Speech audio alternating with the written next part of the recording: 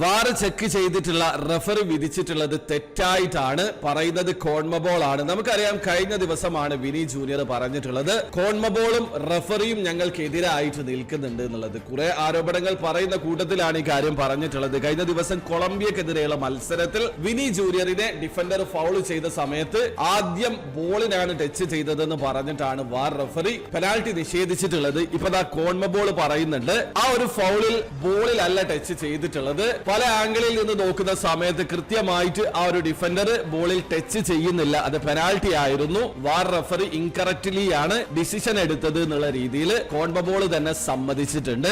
വളരെ കൃത്യമാണ്. കൊളംബിയക്കെതിരെയുള്ള മത്സരത്തിനിടയ്ക്ക് ബ്രസീലിന് അനുകൂലമായിട്ട് ഒരു പെനാൽറ്റി വിധിക്കേണ്ടതായിരുന്നു. പക്ഷെ വാർ ചെക്ക് ചെയ്തിട്ട് പല രീതിയിലും വീഡിയോ കണ്ടിട്ട് പോലും ആ ഒരു റഫറി അത് പെനാൽറ്റി വിധിച്ചിട്ടില്ല, ബോളാണ് ടച്ച് ചെയ്തതെന്നാണ് പറഞ്ഞിട്ടുള്ളത്.